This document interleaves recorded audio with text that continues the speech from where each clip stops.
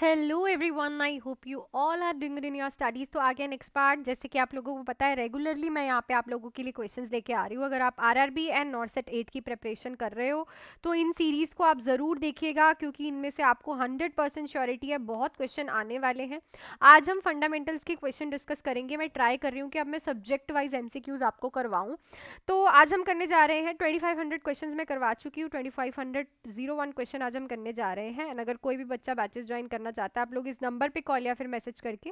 नॉर्सेट 8 का 50 डेज का बैच चल रहा है। फीस रहेगी 1499, जिसमें आपको सारे सब्जेक्ट्स के इंपॉर्टेंट टॉपिक, क्योंकि अब थ्योरी तो नहीं हो सकती, तो important topic MCQs plus test series आपको इसमें मिलेंगी। आरआरबी के 3 मंथ्स के बैचेस मेरे रनिंग है। इंपॉर्टेंट टॉपिक बैच है, थ्योरी बैच है।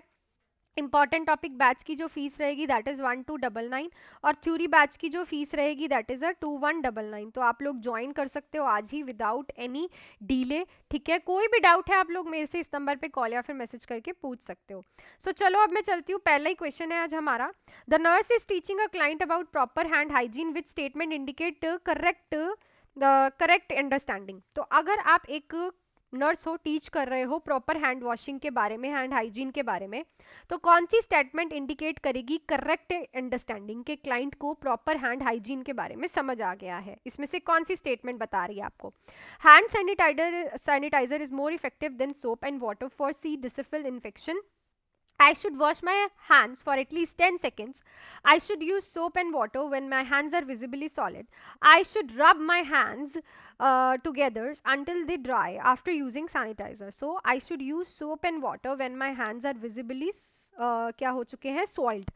देखो, जब भी हैंड्स जो है विजिबली कंटामिनेटेड दिखते हैं हम लोगों को, तो हमें सोप एंड वाटर का यूज़ करना होता है, क्योंकि सैनिटाइज़र और अल्कोहल बेस्ड सैनिटाइज़र जो है काफ़ी इन्फेक्शंस के लिए ठीक नहीं होते, मतलब वो क्लियर नहीं कर पाते। जैसे कि सी डिसिफिल इन्फेक्शन है, इसके लिए सैनिटाइज़र्स जो हैं वो अप्रोप्रिएट नहीं है, वो इन्फेक्शन को क्लियर नहीं कर पाएंगे, हैंड हाइजीन मेंटेन नहीं कर पाएंगे। तो जब भी आपको आपके सॉइल्ड हैंड्स दिखे विजुअली नेक्ड आइज से, तो आप सोप एंड वाटर का ही यूज करें। सो ये स्टेटमेंट बिल्कुल राइट है। नेक्स्ट है, the nurse is caring for a client with the Foley's catheter, how can the nurse prevent a catheter associated UTI? तो catheter induced urinary tract infection को prevent करने के लिए आप क्या करोगे अगर किसी के फॉलेस कैथेटर लगा है? Change the catheter every 48 hours, keep the drainage bag below the bladder level, irrigate the catheter daily, clamp the catheter tubing intermittently. So यहाँ पे सबसे इंपॉर्टेंट होता है UTI मोस्टली इसीलिए होता है जब यूरिन का बैक फ्लो होता है, ठीक है ना। तो यूरिन का बैक फ्लो होगा ना अगर, तो अगर यूरिन जैसे ब्लैडर से आया और फिर से बैक फ्लो कर गया ब्लैडर में, तो देयर इज अ चांसेस कि उसे इन्फेक्शन होगा, क्योंकि वो यूरिन जो है पाइप से जा रहा है ना। तो हमें जो ड्रेनेज बैग है वो ब्लैडर लेवल से नीचे रखना है, उससे बैक फ्लो नहीं होगा यूरिन का और इन्फेक्शन से प्रिवेंशन होगी। तो 48 आवर्स बाद कभी नहीं हम बदलते, ठीक है। Irrigate the catheter daily, no, ठीक है। और इंटरमीडिएटली आपको कैथेटर की क्लैंपिंग नहीं करनी होती अनटिल एंड अनलेस पेशेंट का ज्यादा यूरिन जो है आउटपुट आ रहा है। Clear?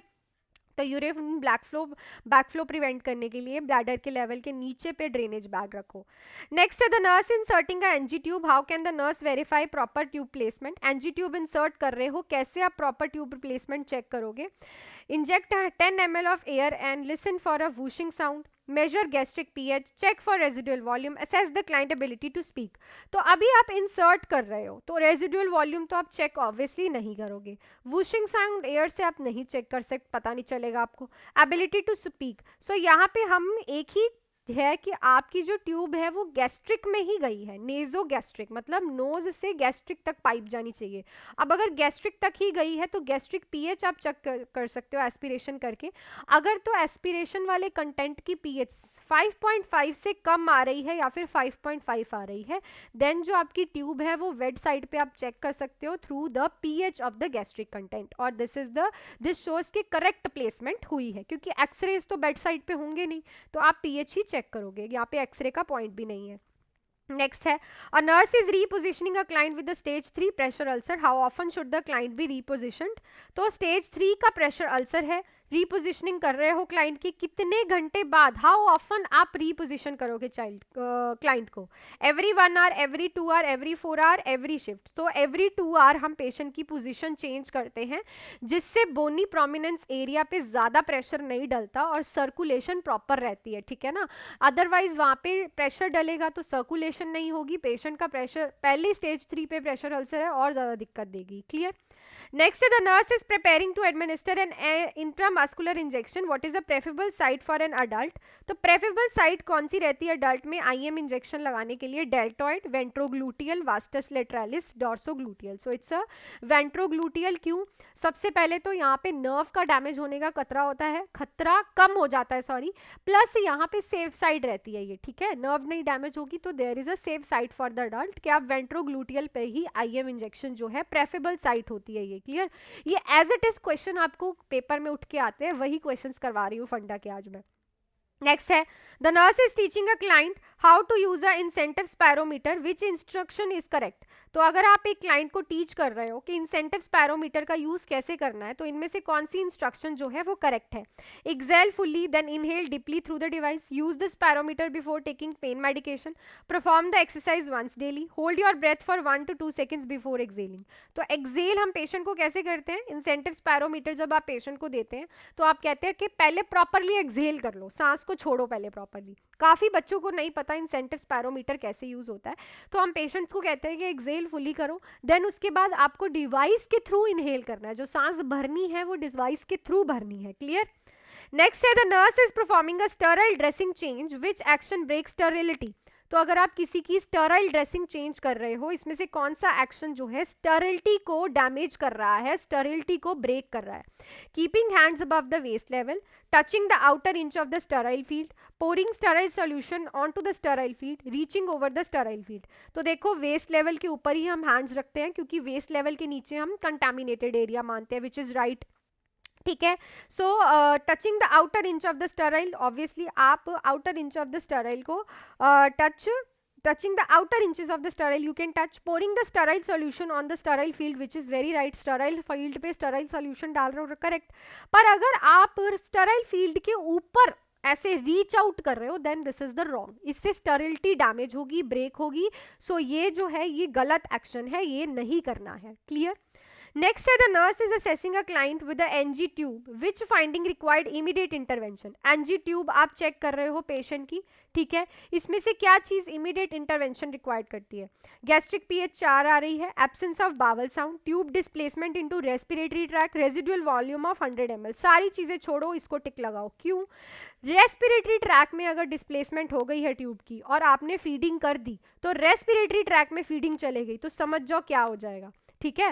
Respiration system, respiratory system में फीडिंग चले गई तो सोच के रखो कि क्या होने वाला है, पेशेंट प्रॉब्लम में आने वाला है, ये इमीडिएट इंटरवेंशन रिक्वायर करता है। नेक्स्ट है, the nurse is providing oral care to the unconscious client, what is the best technique?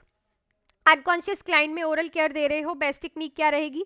Place the client in a supine position, use a soft bristle toothbrush and suction, offer water frequently, avoid oral care to prevent in aspiration.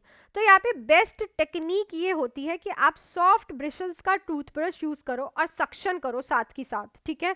Offer water frequently या फिर supine position देनी, oral care तो देनी है ना, avoid क्यों करनी है? पता चले आप ओरल केयर नहीं दे रहे और पेशेंट के डेंटल कैरीज और कोई म्यूकोसाइटस हो गया, कुछ और प्रॉब्लम होगी, ग्लोसाइटस हो गया, ठीक है। आप सक्शन करो, ओरल केयर दो, पर साथ साथ सक्शन भी करो ताकि एस्पिरेशन ना हो। नेक्स्ट क्वेश्चन है, a nurse is using a Z-Tech technique method for an intramuscular injection, what is the purpose? तो Z-Tech टेक्निक मेथड यूज करते हैं हम, ठीक है, जब आप IM इंजेक्शन लगाते हो। इसके पीछे पर्पस क्या होता है? Prevent medication leakage into the subcutaneous tissue, reduce pain at the injection site, enhance medication absorption, allow a multiple injection at the same site. So इस क्वेश्चन का आंसर आप लोग मुझे फटाफट से कमेंट सेक्शन में लिख के बताओ। आज कल परसों हम फंडामेंटल्स के ही क्वेश्चन करने जा रहे हैं। क्लियर? अच्छे अच्छे क्वेश्चंस करेंगे सारे। सो जो मैंने आप लोगों से लास्ट टाइम क्वेश्चन पूछा था PTSD वाला, पेशेंट है, आप उसकी केयर कर रहे हो, क्या इंटरवेंशन मोस्ट अप्रोप्रिएट रहेगी। तो हम पेशेंट को हमेशा सेफ इन्वायरमेंट प्रोवाइड करते हैं और रिलैक्सेशन टेक्निक्स के बारे में समझाते हैं। कोई भी स्ट्रेस है, कोई भी एंग्जाइटी है, उससे हमें टैकल करना पेशेंट को समझाना होता है, ना कि उससे भागना। क्योंकि वो क्लिनिक से जाएगा, वो साइकेट्रिक वार्ड से जाएगा, तो उसे अपनी नॉर्मल लाइफ में भी स्ट्रेस हो सकता है, तो उसे वो कैसे टैकल करे, रिलैक्सेशन टेक्निक्स, सारी चीज़ें आप बताओगे। Clear? So that's it for this video अच्छी लगी है, क्वेश्चंस पसंद आए हैं, फंडामेंटल के क्वेश्चंस करेंगे हम कुछ दिन, तो वीडियो को लाइक शेयर सब्सक्राइब जरूर करना। साथ के साथ साइकेट्रिक भी मैं आपको करवाऊंगी, तो सब्जेक्ट वाइज सब्जेक्ट एमसीक्यूज में आप ट्राई करूंगी आप लोगों को करवाओ, जिससे ज़्यादा कन्वीनियंटली आप कर सकते हो। एंड अगर किसी को भी बैचेस ज्वाइन करने हैं, नॉर्सेट 8 का 50 डेज का 1499 में important topic MCQs test series वाला बैच ज्वाइन कर सकते हो। आरआरबी के 3 मंथ्स के बैचेस मेरे रनिंग है, अगर बेसिक क्लियर है तो important topic, otherwise theory batch आप ज्वाइन कर सकते हो, फीसेज आप देख सकते हो। नंबर आपके पास है, कॉल या फिर मैसेज करके मेरे से डाउट्स क्लियर कर सकते हो बैचेस के रिलेटेड। सो मिलती हूँ नेक्स्ट वीडियो में, till then do hard work, make your parents proud and all the best.